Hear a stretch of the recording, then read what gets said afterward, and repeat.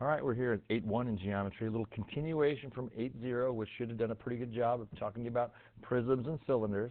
They asked us to name these prisms right here. So you can see right here that this prism has two little triangles for a base, but here's how we name it. First we tell if it's right or oblique, and you see how it's got this right angle box in there, so this prism will be right.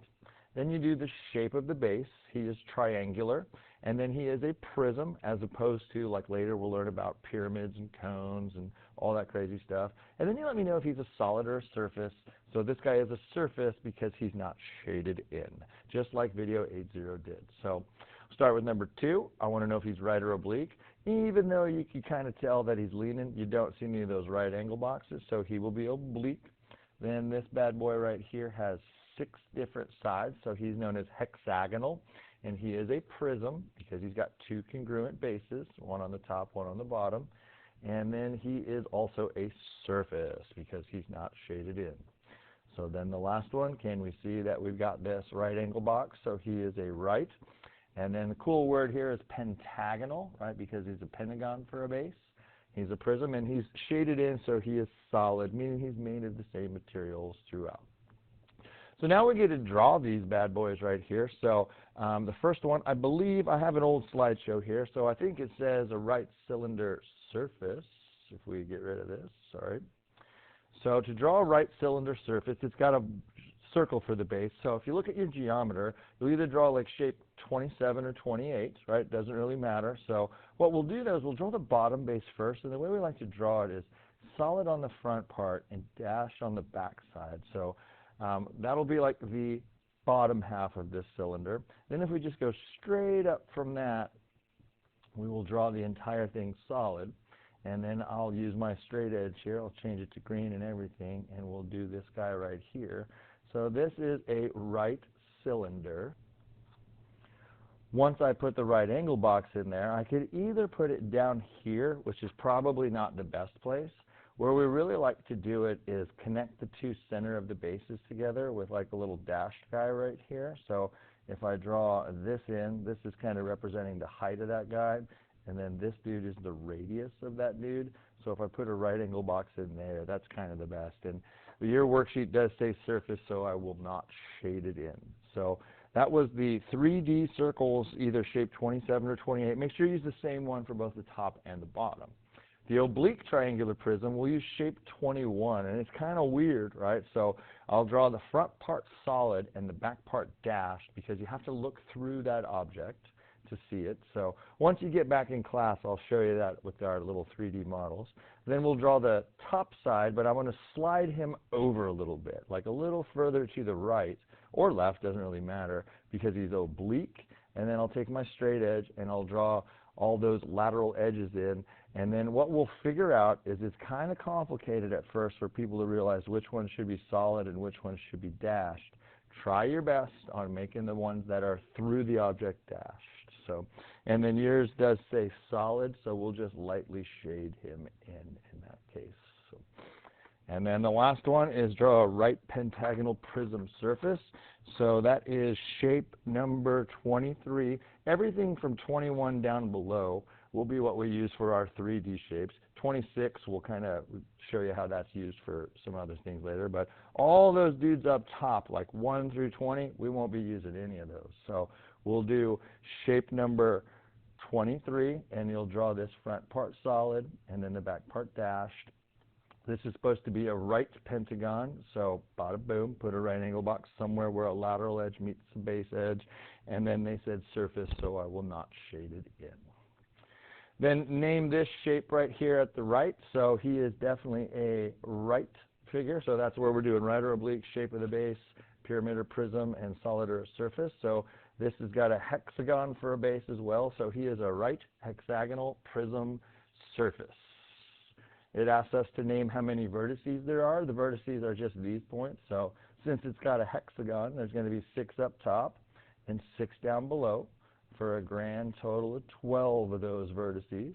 Name any 2. The idea behind it is just let you know they got to be capital letters. So an A and a B, whatever. There's 12 of them to pick from. I separated with a comma. How many edges? This is just like the 8.0. So there's 6 base edges up top. There's 6 base edges down below, so, and then there's 6 lateral edges right here. So that's a total of 18 when you add your 6 plus your 6 plus your 6. Name any two. The edges right there, they have to be segments. So like segment LK is one of those dudes right here. I'll just erase him.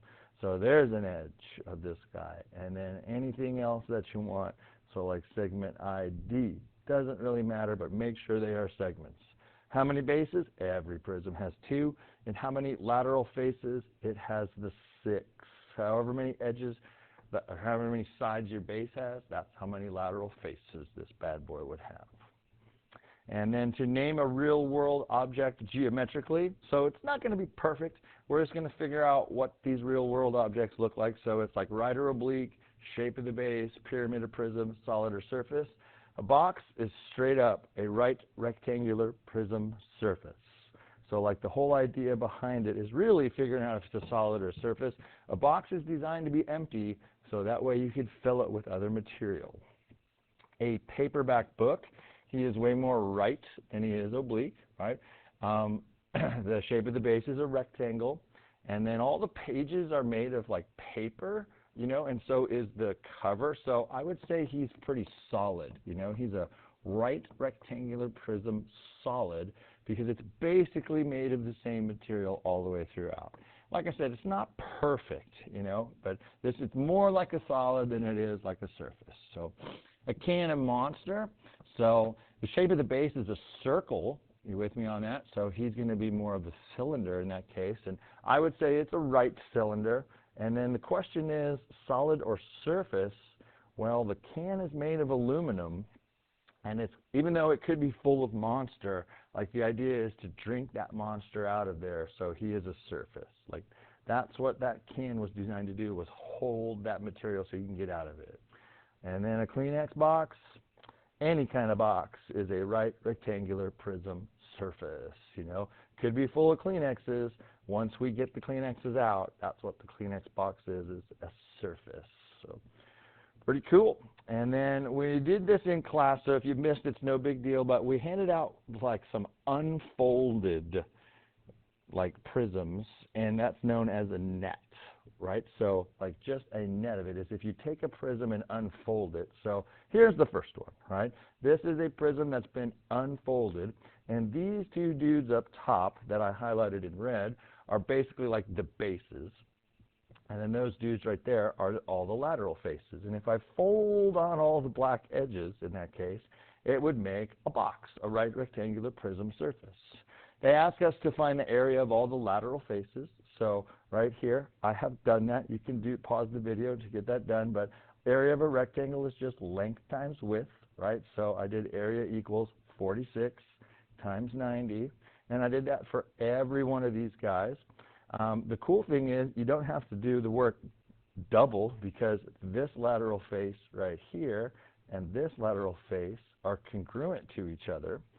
And right here, this other dude, he's got a length of, if I could switch my highlighter's color, 24 by still 90. You kind of have to steal that from over here, so 24 times 90. But the hard part is finding the dimensions of the base. This is why we physically did it in class, is because when you fold it up, it's so much easier to see that this orange side and this orange side like match up to each other, right? They like lie right next to each other. So if this is 24, that has to be 24. And you can see that this is 46 as well. So it's kind of weird when you just look at it drawn out flat. When you fold him up, it's so much easier to see which side lengths match up with which other side lengths. So when they ask us to find the lateral area, I just added these guys up.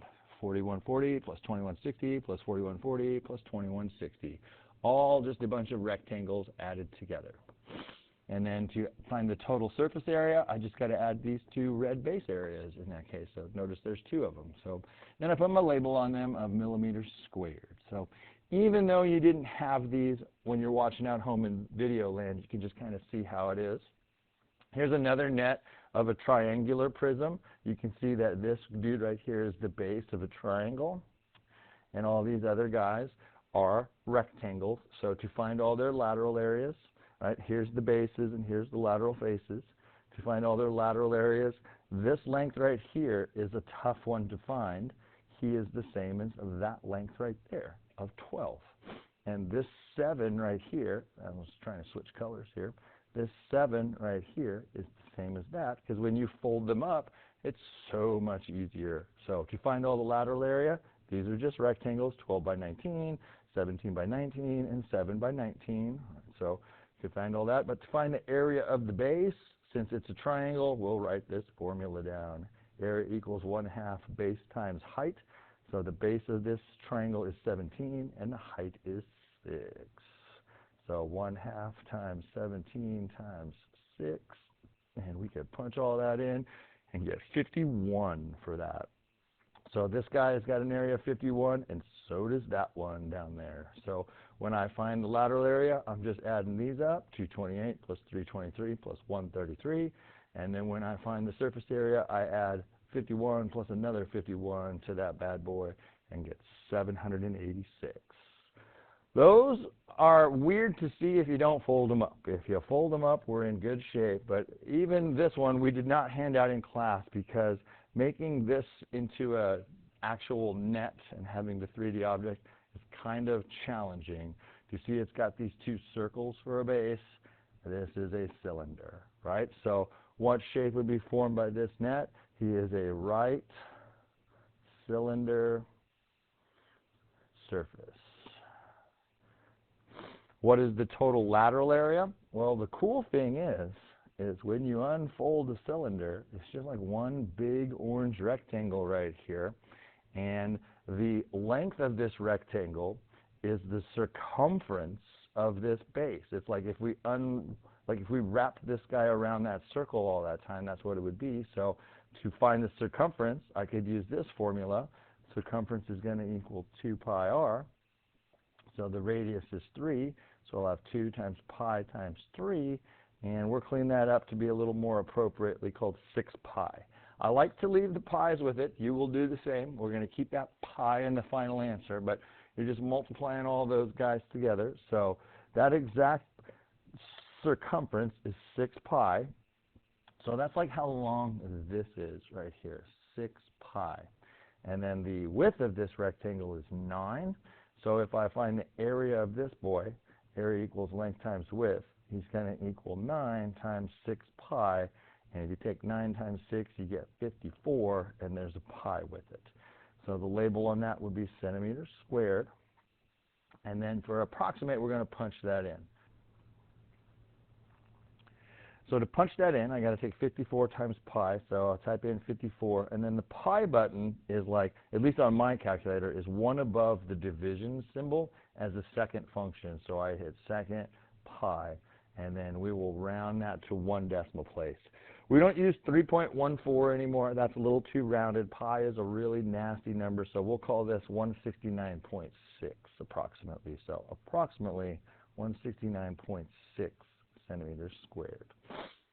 What is the total surface area? Well, I have my lateral area, so that's like all this orange, right? And then I got to add to it these two base areas, so I got to find the area of that circle. Area is pi r squared. Thank you right here to this formula. Write that down first. And then if you realize we're going to have a pi times 3 squared, the radius is 3. If you want to go straight ahead and call 3 squared 9, I'm down with it. So that area is going to be exactly 9 pi. And then since there's 2 of them, so I got 9 pi here and 9 pi there. That means I need to add those together. And the pi is just like a variable, like 9 pi plus 9 more pi is a total of 18 pi. So 2 base areas is 18 pi. And I'm going to add that to this guy right here. So 54 pi plus 18 pi. Notice when I calculated, put it in my calculator, I did not like put the pi with it. I just need to add up my 54 and 18 and get 72, and then there will be a pi with it. He's still in centimeters squared. And then to punch that guy in, we'll do 72 pi and round him to 1 decimal place, so about 226.2. 226.2 centimeters squared. So a little bit of a net, like an unfolded prism or pyramid. So please let me know if you have any questions. Have a good one.